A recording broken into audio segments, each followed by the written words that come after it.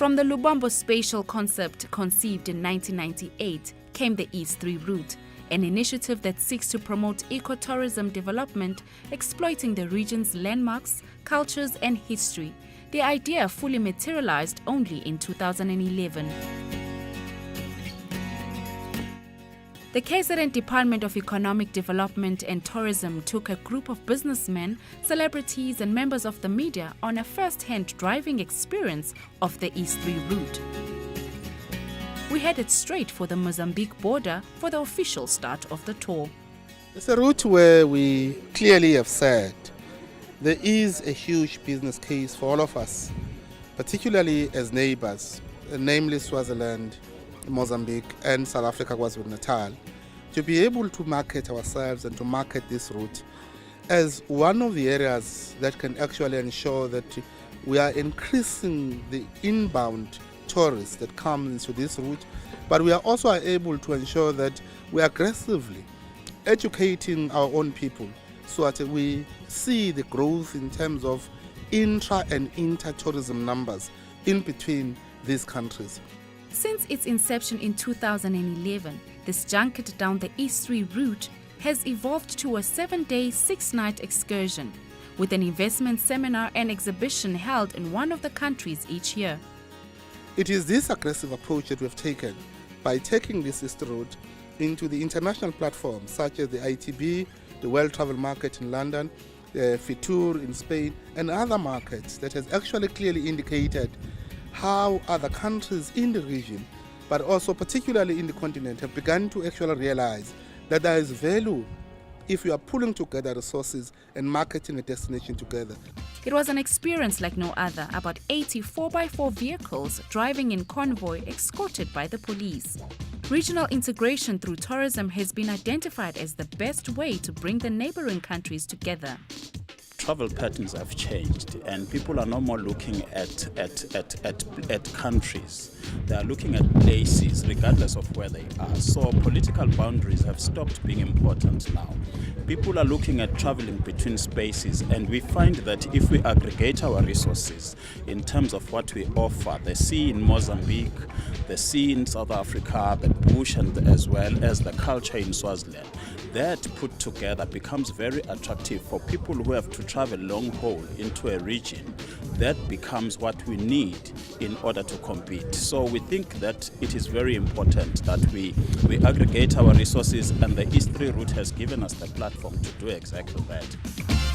Day one is nothing but bliss. We've been driving and now we're at Mozambique Border post and everything is running brilliantly smooth. Less than a minute to register and now we're looking forward to Mozambique.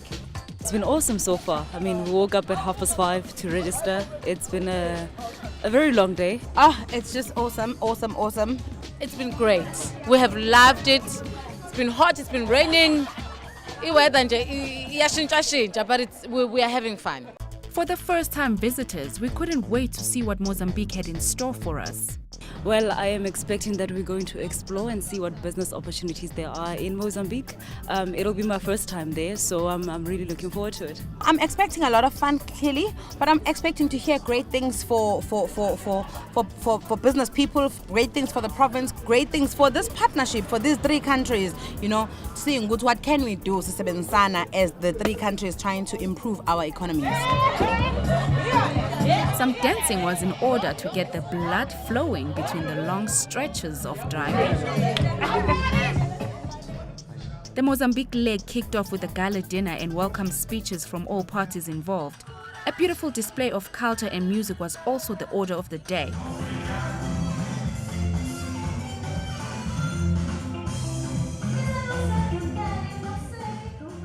The next day saw us tour Maputo, the capital and largest city of Mozambique. It is also known as the City of Acacias, named as such for the rows of trees lining the city's avenues.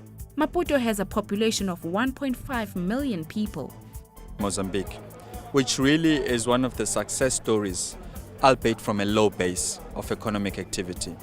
Where we have been looking at this place, we've seen the growth around Maputo, in particular around the beachfront area, which continues to grow. In our view, personally, we still think it's growing with government agencies as opposed to private money as well as international money.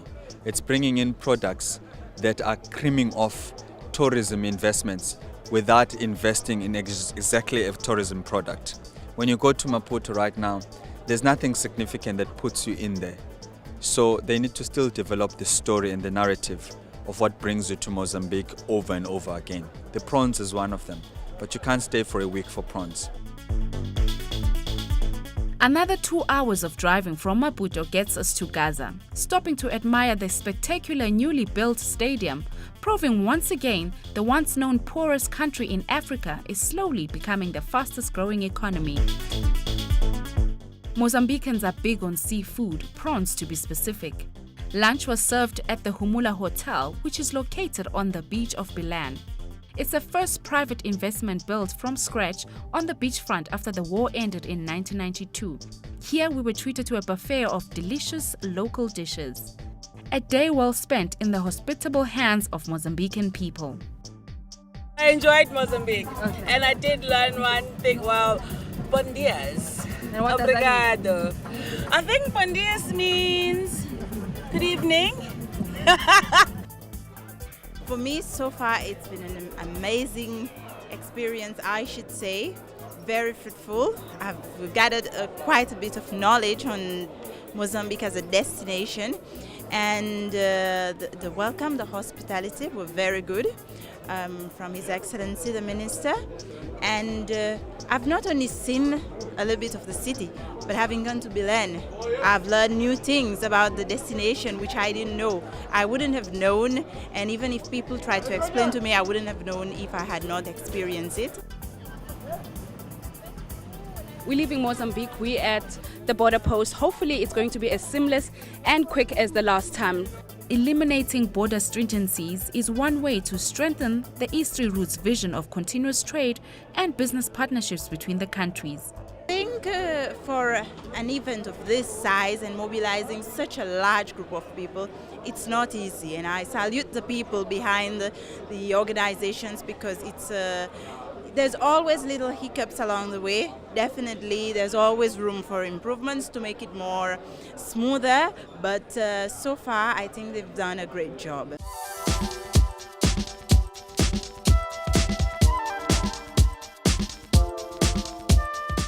The Swaziland leg saw business connections being made, a day spent debating and talking about barriers to growing this route. But it wasn't just talk, workable solutions were sought.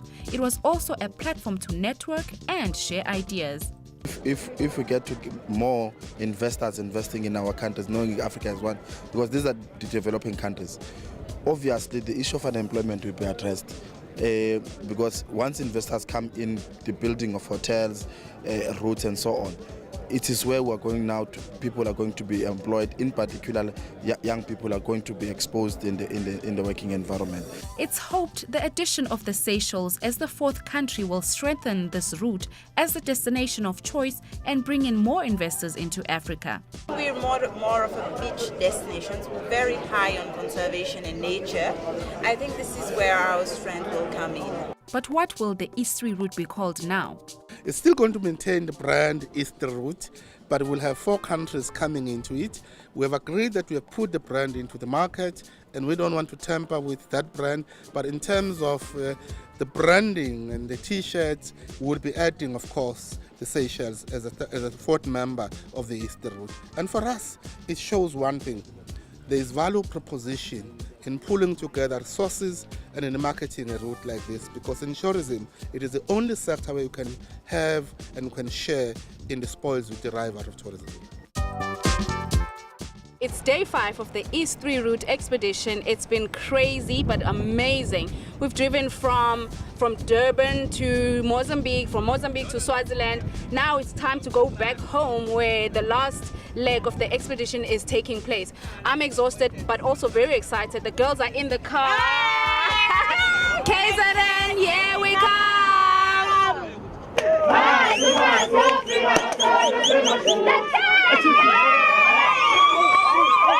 On reaching KwaZulu-Natal's port of Richards Bay, we were treated to a rousing welcome. This is how you welcome people in KZN.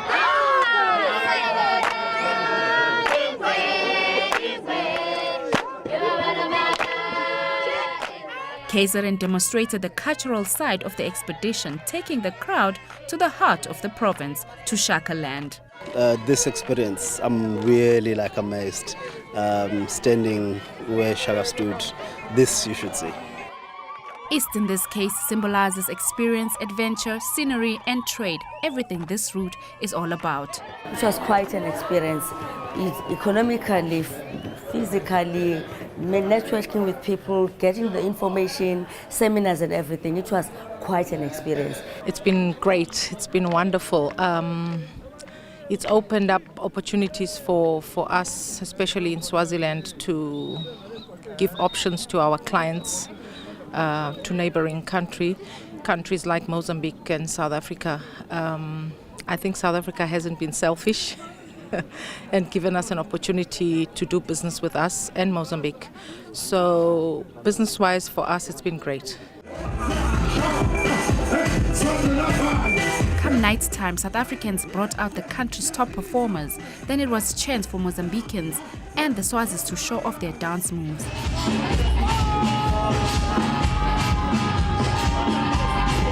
I can't do that.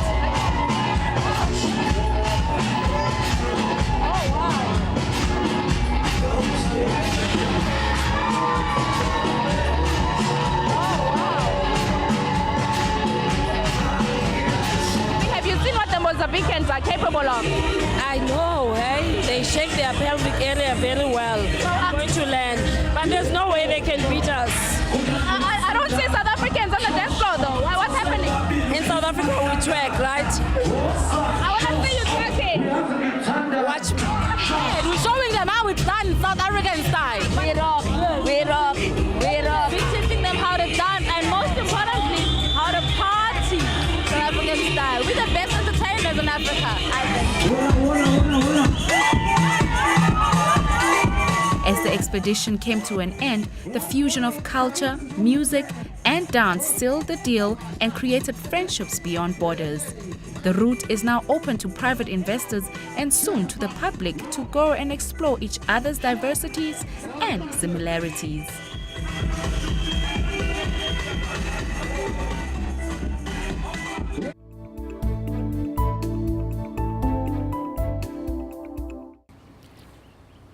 We've come to the end of this edition of Eye on KZN. Please do join us next time. For me and my team, it's goodbye.